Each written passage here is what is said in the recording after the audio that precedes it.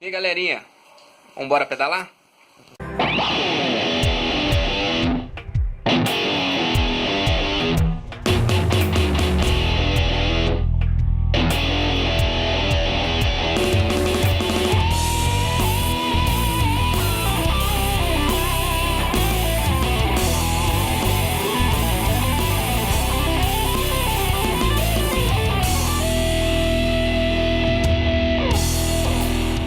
Hoje tá chovendo, né? Mas isso não vai impedir da gente completar nosso pedal hoje. E hoje nós vamos fazer uma coisa diferente. Agora são 2h50. Por volta de 4h e 4h15 eu vou encontrar com o Walter aqui na Avenida Brasília. Nós vamos para o trabalho, né, de bicicleta, dá em média aí uns 23.400, estourando 24 km. E vamos trabalhar normal, e amanhã, quando a gente largar serviço, nós vamos encontrar com o Adriano na Pampulha, que o Adriano vai fazer o teste daquela bicicleta que eu montei, postei o vídeo aqui no canal, a Venzo na cor preta e laranja. Então nós vamos encontrar com ele lá na Pampulha e vamos dar uma gira lá na Pampulha, que dão exatamente 18.400. Então, de hoje amanhã nós vamos girar em média de 49 a 50 quilômetros, né? Contando com a ida para o serviço, a volta até a Pampulha, onde a gente vai encontrar lá, o giro na Pampulha e a volta para casa. Então, curte aí que vocês vão ver como é que vai ser esse pedal debaixo de chuva.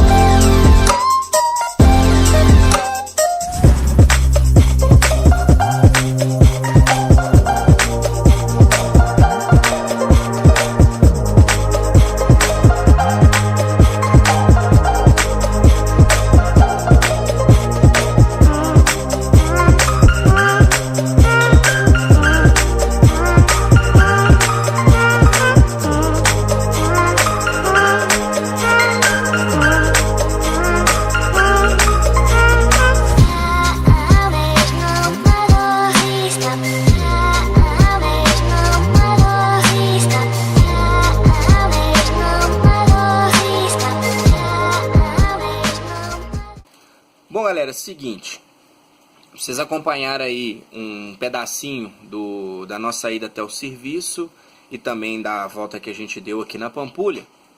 Eu não coloquei tudo porque senão o vídeo ia ficar muito grande. Ontem eu cheguei após essa volta na Pampulha, tava chovendo muito, tava tendo alguns piques de luz aqui, e eu fiquei com medo de começar a gravar e do nada acabar a luz e não ter como eu terminar. Então decidi gravar hoje, levantei agora, já fiz o que eu tinha que fazer, então eu vou falar com vocês hoje de um documentário chamado Icarus, é um documentário da Netflix. E então eu conheci esse Icarus, o documentário da Netflix, aí eu pensei, vou fazer um vídeo, vou gravar e vou comentar o que eu achei do documentário. O documentário Icarus, vou colocar ele aqui, ó, para vocês darem uma olhadinha. Ele fala sobre o quê? Um diretor, além de ser diretor, é um americano, o nome dele é Bryan Fogel e ele também é um ciclista amador. Então o que acontece nisso? Ele recorre ao doping como uma maneira de melhorar o seu condicionamento físico para uma competição, que lá no documentário ele fala, que é uma das maiores competições do meio amador, onde os atletas que são amadores, eles competem tanto quanto como se fossem profissionais. Então ele faz o seguinte, ele procura pessoas para auxiliar ele na dosagem do que ele tem que tomar, dos coquetéis que ele vai ter que tomar. Então ele acha um cientista chamado Gregory Rodchenkov. Quem que é o famoso Gregory? Nada mais é que o responsável pelo laboratório antidoping da Rússia. Não sei se vocês se lembram, mas em 2016 aconteceu lá na Rússia um estouro de que os atletas da Rússia estavam no esquema antidoping, né? Para chegar a essa descoberta se o atleta está ou não utilizando doping. Ele estava envolvido nisso. Então o Gregory, que aparece lá no documentário, ele foi um dos que trabalhava com essa troca de amostras, trabalhava com essa questão de eliminar a amostra contaminada e trocar por uma amostra nova. Então o que acontece? Então a gente vê, pessoal, com essa questão que o Fogel queria abordar, que seria a participação dele na corrida, no Routes, que acontece lá nos Alpes, aconteceu esse estouro. Ele descobriu que o Gregory, que no caso seria o mentor dele, né, nesse processo de doping, ele descobre que ele estava envolvido em 2014 lá nas Olimpíadas de Sochi, que o Gregory ele era um dos participava, né, do exame antidoping. Saiu até uma reportagem de que os atletas da Rússia, 99% desses atletas, eles participavam do doping. Então o Fogel, querendo ou não, os olhos dos documentários dele se voltaram todo para essa questão do Gregory, né? A questão da pesquisa, a questão do laboratório da WADA, que abriu um inquérito de uma outra empresa para verificar o que estava acontecendo. Então a gente vê muito claramente no documentário de que antes de se dopar, o Fogel ele tinha terminado em 14º, que numa colocação geral do período lá da prova que acontece lá nos Alpes, estava excelente. E passou-se então ali aquele período de dosagem, aquele período de doping que ele estava fazendo. Ele foi novamente competir, né?